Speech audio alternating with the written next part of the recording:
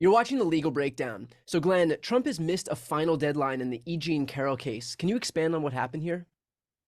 Yeah, after making a big show of announcing that he's going to go back to the United States early, he was, on a little golf trip to Scotland and Ireland, but he was going to cut it short, return to the United States because he was determined to testify, set the record straight, and confront his accuser, language that somebody probably fed to him because it comes directly from the Sixth Amendment to the Constitution. I can't imagine he came up with that on his own. And so the judge gave him an opportunity. He said, okay, let me know by Sunday at 5 p.m. if, in fact, you're going to make good on your promise and testify. And not surprisingly, Donald Trump punked out, didn't show up, didn't testify, didn't set the record straight, didn't confront his accuser. So as E Jean Carroll's lawyer said in closing argument, ladies and gentlemen, this is not even a he said, she said. This is just a she said. Now, does it say anything that he refused to come and testify even after vowing that he would? Can you draw any type of a negative inference here? So the jury will not hear evidence that he announced he would be testifying. The only thing they know is that not only did he not testify, but he didn't bother showing up for even 1 minute of his sexual assault and defamation trial. The jury will absolutely draw inferences based on his absence, based on the fact that he couldn't even be bothered. This is a challenging case. It happened in the 90s. There was no prompt reporting, as is often the case with sexual assaults. Women don't report because they don't want to get dragged through the mud. They don't want to be called liars in a public forum, an open court, the way Joey Tacopina went after E Jean Carroll. So none of that is unusual, but I have to believe that jury sitting there absorbing everything E Jean Carroll said, everything the other witnesses to whom she reported this minutes after it happened said, the other victims of Donald Trump's sexual assaults that testified, and the Access Hollywood tape and the way he doubled down on it in the deposition. I really do like E Jean Carroll's odds of winning this verdict. Glenn, could Trump have said anything that would have actually helped his case here, or was it the right move for him to not come and testify?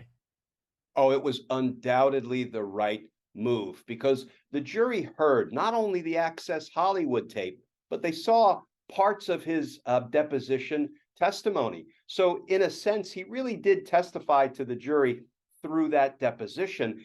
And it was an absolute horror show. I mean, he actually doubled down on stars being allowed to sexually assault women.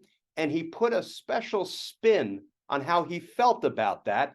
He said, it's fortunate, well, or unfortunate.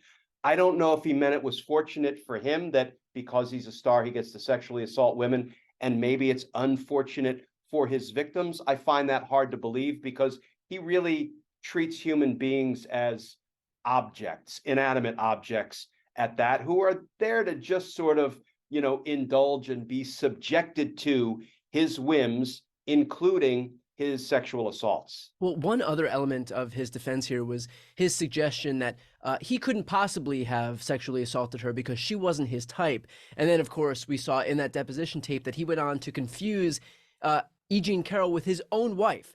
And so I guess it kind of undermines his entire defense when he's suggesting that that she wasn't his type when he confused her with the woman he literally married. So how will that factor in? Will that kind of, I mean, to what extent is this idea that I couldn't possibly have sexually assaulted her because she's not my type? To what extent is that his defense, and to what extent was that undermined by his own deposition? Yeah, great question. First of all, I find it offensive that somebody who's accused of sexual assault doesn't deny that he sexually assaults women. It's just that he has a particular type Right. of victim that he sexually assaults. Think about what a bizarre defense that is to an allegation that you committed a sexual assault. And then even that explanation or excuse that I only assault a certain type of women, as you just laid out, he completely undercut in his own deposition. And Brian, I've seen misidentifications happen in my 30 years of practice as a prosecutor. But when somebody misidentifies the victim of his crime as being his wife, a person who is his type, you can't script this out. It is so bizarre at every turn. And as challenging as E Jean Carroll's case was, given the age of the assault, given the fact that it was reported very late, 2019, I believe, when she first disclosed it in her book, I think Trump did everything he could to strengthen E. Jean Carroll's case. And I actually think it was a wise decision, because if he had gotten in front of that jury and said in real time the kind of horrific things he said in his deposition testimony, it would have gone even worse for him. Glenn, I'm curious what your thoughts are on Trump's choice of the words "confront my accuser," because it does have a degree of a threatening nature to it. So I'm curious what your thoughts were when you heard him say that. I assume that somebody perhaps read to him the Sixth Amendment to the Constitution, which says everybody in a criminal trial has a right to confront their accuser. So that's a quote from the Sixth Amendment. And yes, confronting one's accuser does sound a bit forward-leaning or aggressive, but frankly, in the context of a criminal trial, I embrace a defendant's right to confront and cross-examine not only his accuser or her accuser, but every single witness presented by the prosecution. That's one of the things that makes the adversarial process great, right? A defendant doesn't just have to sit there and take it. They get to actively confront their accuser and every other witness against them. Now, the fact that Donald Trump pulled that quote, out of thin air, I have a feeling somebody fed him that line, and being the reality TV third-rate star he is, he probably just parroted it. Yeah.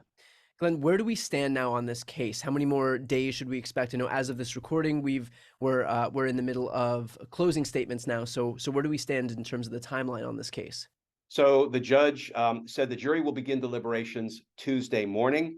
And here's the thing. A jury can return a verdict in 30 minutes or 30 days, quite literally. There is absolutely no time frame or deadline on a jury deliberation. So I have a feeling, though, the jurors probably have a gut sense of how they're going to rule. Unlike a criminal case, where there has to be proof beyond a reasonable doubt, that's the highest evidentiary standard known to the law. If you're going to convict somebody, you have to be darn sure that the evidence proves that person is guilty.